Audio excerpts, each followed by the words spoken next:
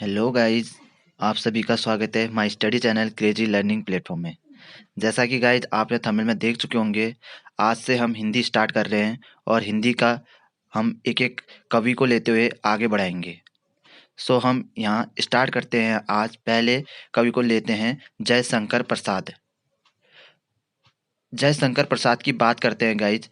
इनका जन्म बोले तो 1889 में हुआ था।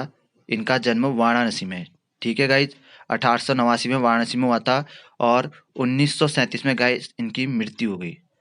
1889 और 1937 में मृत्यु। क्षय रोग से इनकी मृत्यु हुई थी। इनके पिता का नाम बोले तो देवी प्रसाद और इनकी पत्नी कमला। आगे देखते हैं गाइज। जो हमारे चार छायावादी कवि हैं उनमें से ये एक हैं। जयशंकर प्रसाद, सुमित्रानंद पंत, सूर्यकांत त्रिपाठी निराला और महादेवी वर्मा। आपसे पूछ सकता है कौन छायावादी कवि है, तो आपको ये चार छायावादी कवि के नाम याद रखने हैं। ये छायावादी स्तंभ हैं चार: जयशंकर प्रसाद, सुमित्रानंद पंत, सूर्यकांत त्रिपाठी निराला और महादेवी वर्मा।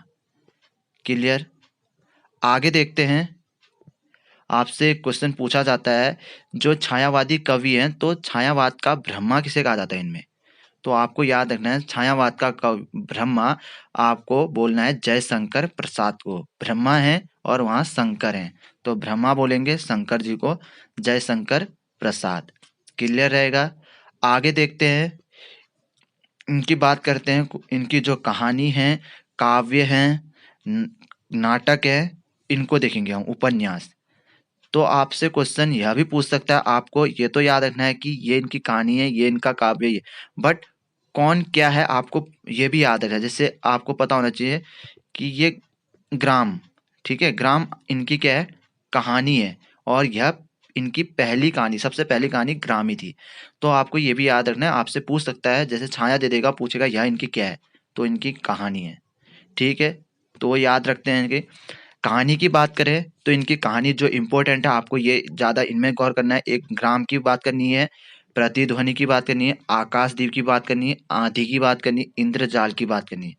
ये इनके फेमस क्या हैं, कहानियाँ हैं।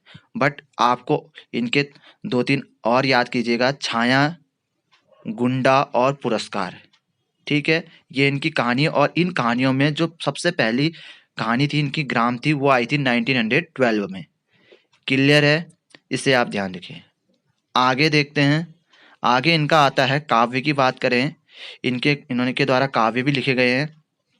उन काव्यों में देखें तो इनके काव्य आते हैं कानन कुसन कुसुम, महाराणा प्रताप का महत्व, आंसू, लहर, झरना, कामायनी, प्रेम पथिक, उर्वशी और चित्राधार।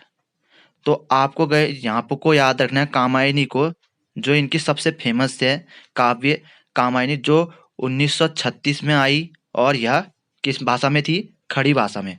इन्होंने अपना जो लिखना शुरू किया था, इन्होंने ब्रज भाषा में शुरू किया था, ब्रज भाषा में, ब्रज भाषा में।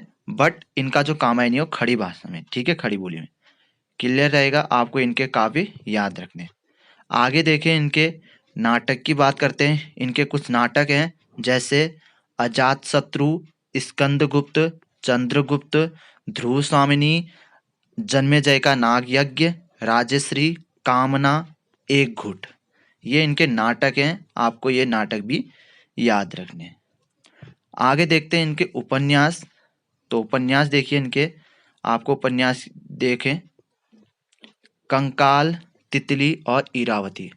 गाइस आपको ये याद रखना है कि जो इरावती थी, इनका ये अपूर्ण उपन्यास है। क्या है, अपूर्ण उपन्यास है। ये नाटक नहीं है, ये एक उपन्यास था। ये किस पर थे, ये जो इनकी रचनाएं थी, ये नागरिक सभ्यता पर थी, तितली ग्रामीण जीवन पर थी, ये ऐतिहासिक पृष्ठ रोमांस पर बनी थी, ठीक है, और ये अपूर्ण था। आगे देखते हैं इनके कुछ फैक्ट इनसे जुड़े हुए। तो इनको बोला जाता है गाइस सौंदर्य प्रेम के कवि।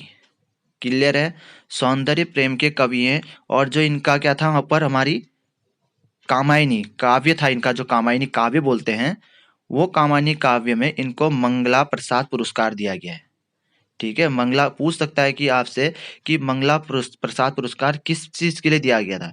कामायनी के लिए दिया गया था। और ये कामायनी कब की है? 1936 की। और ज्ञात आपको पता होगा कि 1936 के एक साल बाद 1937 में इनकी मृत्यु हो जाती है वाराणसी में क्षय रोग से। ठीक है, आगे देखते हैं। और इनकी कामायनी किस भाषा में बोली में है? तो खड़ी बोली में। और इसी कामायनी की बात करें तो सुमित्रानंद पंत जी ने इन्हें क्या कहा है? इसे ताजमहल के समान रखा है। ठीक है, कामायनी को ताजमहल के समान तुलना की है। ठीक है, क्लियर रहेगा। आगे देखते हैं। काव्य रचना की बात करें, इनकी जो काव्य है हमने बता ही दिया, ब्रज भाषा से शुरू हुई थी इनकी। ठीक है, आगे जाकर ये कामायनी खड़ी बोली में हुई। क्लियर रहेगा। अब इनके कुछ गीत नाटक भी इन्होंने नाटक बनाए थे।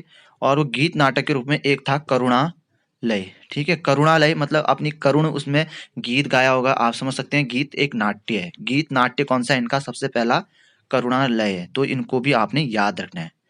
ठीक है, क्वेश्चन पूछेगा हिंदी के जो क्या है, हिंदी में गीत नाटक इनका कौन सा है सबसे पहला? तो आपको याद रखना करुणालय, जयशंकर प्रसाद का। ठीक है, आगे देखते हैं। इनको इनकी जो छायावादी रचना है, वो जब प्रथम छायावादी रचना, ये छायावादी कवि है ना, तो छायावाद का ब्रह्मा भी कहा जाता है। तो इनकी प्रथम छायावादी रचना की बात करेंगे, खोलो द्वार थी। और ये आई थी 1914 में। तो आपको पता है ग्राम आई थी 1912 में, और कामायनी आई थी 1936 में, और ये आ रही खोलो द्वार 1914 में। क्लियर। और जो इनकी ये क्या कहते हैं खोलो द्वार है, ये इनके द्वारा ही संपादित मासिक पत्रिका थी इंदु, उसमें प्रकाशित हुई थी खोलो द्वार। ठीक है, इंदु किसकी थी? जो इंदु मासिक पत्रिका है, ये किसके द्वारा, इनका संपादक कौन था? तो आपको पता होना चाहिए, जयशंकर प्रसाद ही थे। क्लियर। तो यहाँ पर कोई जयशंकर प्रसाद के बारे में आपको जितनी बताया गया है, आपको ये सब क्या करना है? नोट करना है। आपको काव्य नाटक उपन्यास इनके याद रखने हैं। ठीक है, कहानी। और आपको इसमें जितने फैक्ट बताए गए आप सब नोट कीजिएगा, इम्पोर्टेंट है। सो गाइज, यहीं पर कोई वीडियो समाप्त करते हैं। और अगर आपको ये वीडियो अच्छी लगती है तो आप इसे लोगों तक पहुंचाइए, ज़्यादा से ज़्यादा शेयर कीजिए। ठीक है guys. So guys, thank you for watching this video. Bye.